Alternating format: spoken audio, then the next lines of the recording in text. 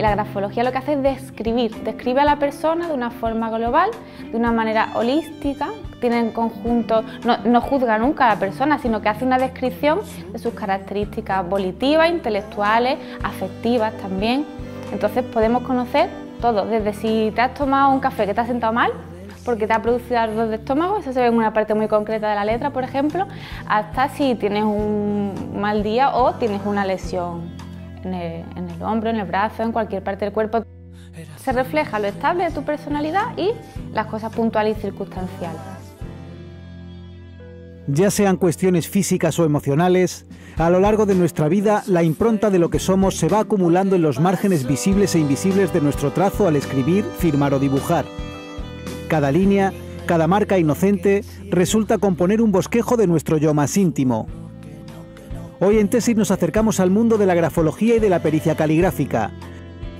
Dos disciplinas que cada una a su manera se sirven de nuestro trazo para discernir esa huella indeleble que cada uno de nosotros va dejando tras de sí cuando empuña un lápiz o un bolígrafo.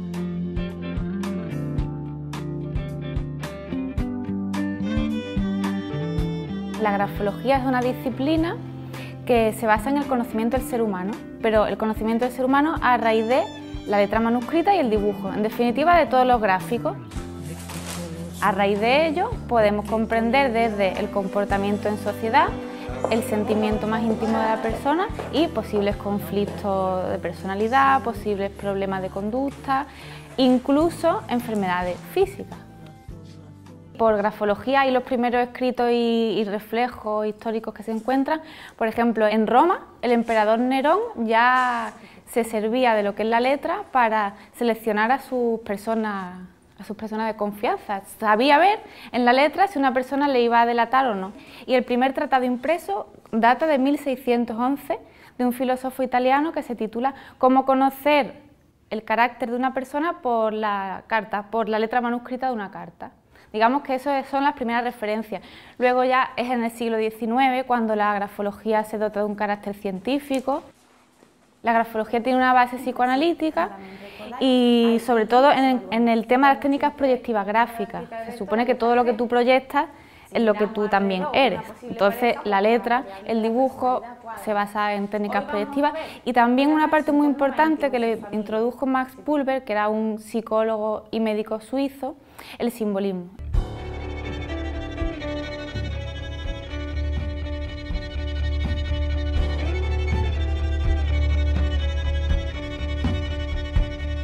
El dibujo es un indicador de lo que es el desarrollo cognitivo, ¿no? De lo que es el desarrollo simbólico, porque al fin y al cabo, igual que nosotros utilizamos las letras para simbolizar palabras, el dibujo también simboliza, y simboliza la realidad que el niño ve y la realidad que el niño también percibe.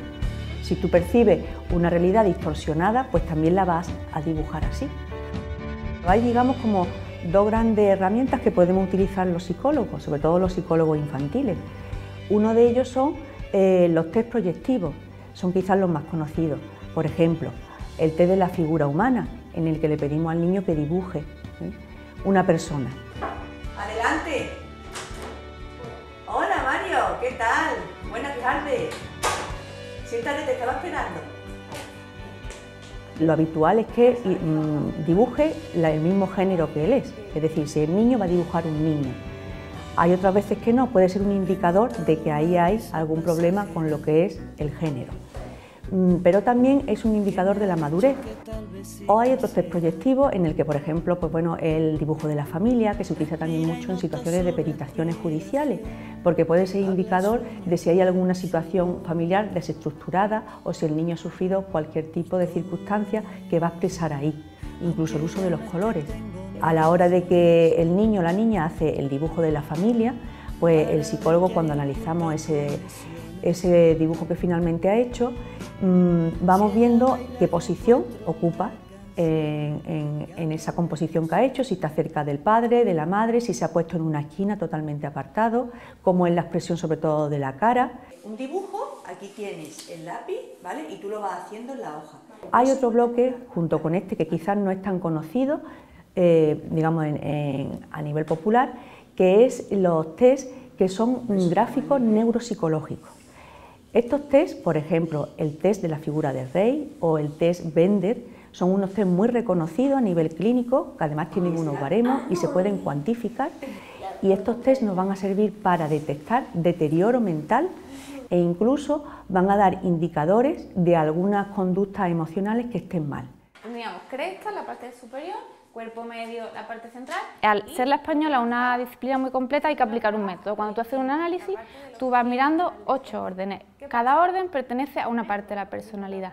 Digamos que el primer orden son los márgenes, donde se estudia el orden de las personas, el segundo es el tamaño, el tercero la inclinación, luego la dirección de la línea. Digamos que hay que seguir siempre ese método para luego arrojar un perfil fiable, porque cuando tú vas analizando hay rasgos que se repiten y se complementan. De hecho, si un rasgo solo te da una vez, eso no se refleja en el informe. Tiene que ser muy coherente el informe en sí, por eso hay que seguir un método, por eso luego hay que medir con el microscopio, por eso hay que usar el transportador, la regla, cuenta hilo. Usamos mucho aparatejo raro los grafólogos. La grafología se estudia, se dedica más al estudio de la parte psicológica de esa persona, digamos, a través de la escritura. Se usa mucho, digamos, en selección de personal, por ejemplo, y para ver pues, perfiles psicológicos y también criminales en lo que es en grafología forense de un autor o de una escritura.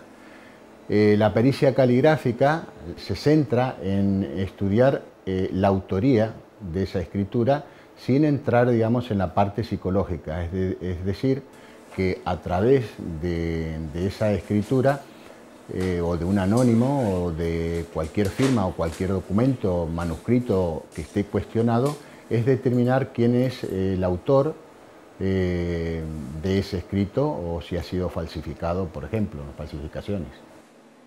Para determinar la autoría, por ejemplo, de una firma, que es algo prácticamente lo que más se demanda, que son firmas.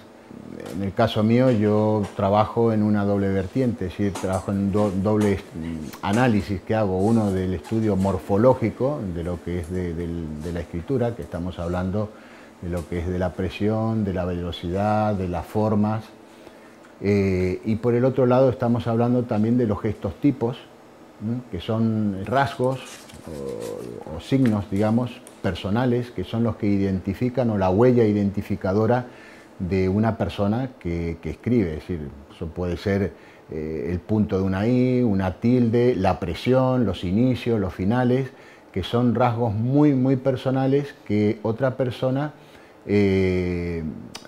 no lo puede imitar. Cuando nosotros escribimos, el cerebro está en funcionamiento y se activa un sistema neuromotor que es muy complicado de controlar, es decir, porque es subconsciente y no podemos controlar todos los aspectos. Está abierto hacia la izquierda, está abierto hacia arriba, está abierto hacia abajo. Hay una aplicación muy buena que es la orientación profesional. Se hace un análisis de sus habilidades y sus competencias y se puede averiguar de una forma muy exacta qué profesiones se le van a dar mejor a esa persona. De ahí ya nos pondríamos el análisis de compatibilidad de pareja, por ejemplo, y sobre todo, muy importante, el autoconocimiento. En los cursos que estamos dando últimamente vemos muchas personas que se apuntan con ganas de aprender cosas de sí mismos y con ello empezar a modificar, empezar a trabajar la reeducación gráfica para cambiar algunos rasgos de su personalidad. Parece que hablar de los test proyectivos es algo ya que de por sí no es fiable. Entonces es una fuente más, pero también hay que saber cómo utilizarla y hasta dónde nos llega esa información. Yo no puedo hacer un peritaje judicial basado en el test de la familia. Eso sería totalmente parcial e incorrecto. Entonces yo eso después lo complemento con otros test de personalidad, con otros test de inteligencia, con otros test lo que también evalúa ansiedad, pero no hay que quitarle tampoco importancia a estos test.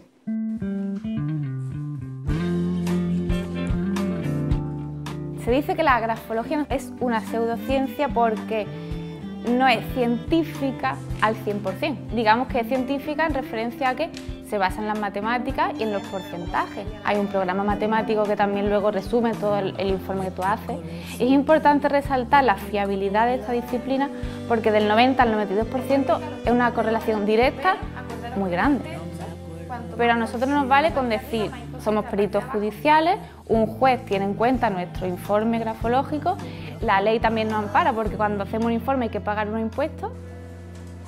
Pienso yo que muchos mezclan como que van a adivinar la personalidad a través de una escritura y entra un poco en la adivinanza y que si esta persona es así, pero realmente si conjugamos, esto es una opinión de mi punto de vista, si conjugamos entre lo que es la psicología o la psicopedagogía y la escritura, en realidad nos revela, la escritura revela muchísimo de una persona, de un individuo, porque lo que está cuando nosotros escribimos, lo que está en marcha es el subconsciente.